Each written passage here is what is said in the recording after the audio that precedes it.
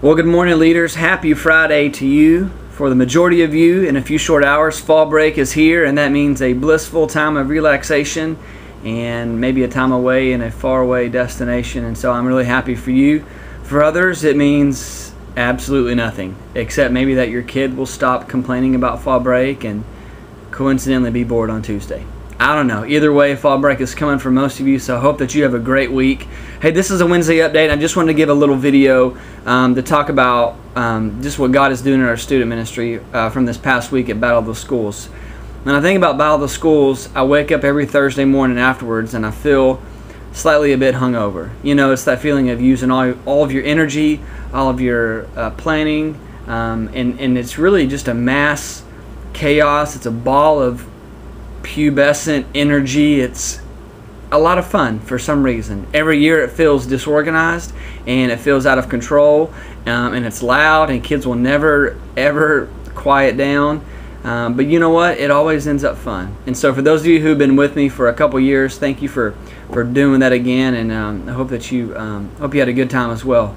The coolest part about the night is not the games, it's not the competition, it's not seeing small schools win.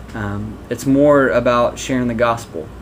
You know, in the past 3 weeks we've been talking about shift and asking the students to shift the way that they think in their mission, the way that they think about themselves, and then the way that they view other people. And it was really intentional because we were hoping at the end of the series that they would bring some friends who needed to come to Battle of Schools.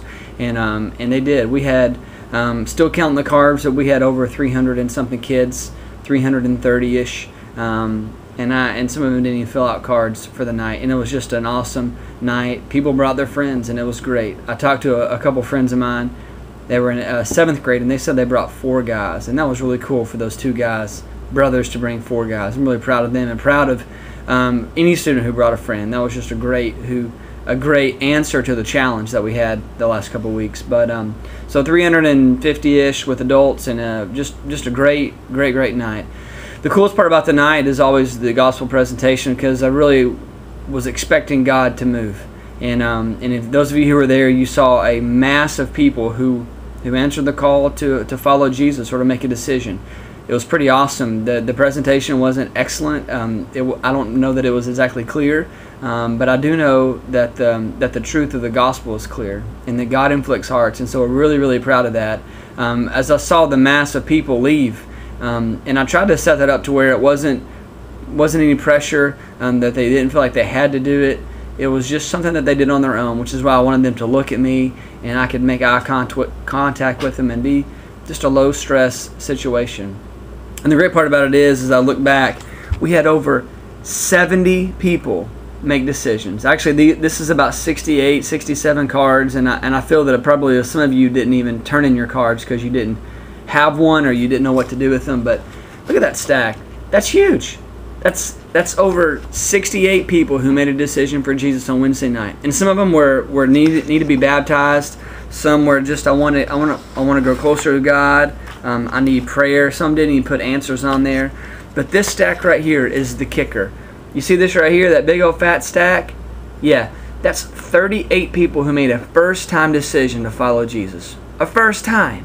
And I don't know about you, but that gets me so fired up that God can use a chaotic night like Battle of Schools. He can use a gospel presentation that I don't think was really my best or the best ever, but He more can use the truth of His Word and the truth about His Son to bring people into a relationship with Him. And so, man, I'm excited. It's Friday morning, and I'm still excited about what God is doing. And unfortunately, this presents us with a problem. I mean, we have 38 people that we have to follow up with. 38 people that we need to get in contact with, figure out their story, and excuse me, direct them into the next steps. And so next week during fall break, excuse me, I'm getting choked up. Next week during fall break, we're going to take a few hours and really figure out the best way to assimilate these students in on Wednesday nights and Sunday mornings, and get them into a point where we can follow up with them and keep up with them and encourage them. So we're going to be asking you guys to help step up with that as well. 38 kids that are first-time decisions, another 30-something for other decisions. We're going to need some manpower. And so for those of you who counseled that night, thank you so much for that. Thank you for affirming decisions that students made. And for those of you who missed out on Wednesday night, you missed something something great. It was an encouragement that I needed, that God is at work. He's at work in our students, and now we're going to move forward boldly and be moving in the next couple weeks after fall break in a series called Swagger.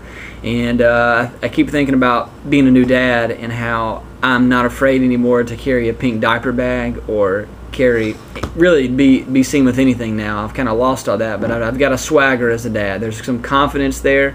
And if any of you have seen the Toyota commercial about the Swagger Wagon, that's going to be our influence. And so go on YouTube, check out Swagger Wagon, and that'll kind of be some of the fun stuff we're going to do for the semester, for the rest of the month. So anyway, thank you guys so much for being involved with us on Wednesday nights, and I hope this little 6-minute video was better than reading a long email. But I just wanted to convey my thanks to you, my excitement of what God's doing in our ministry, and I look forward to another 9 weeks after fall break. Get some rest, and we'll see you back on Wednesday night after fall break.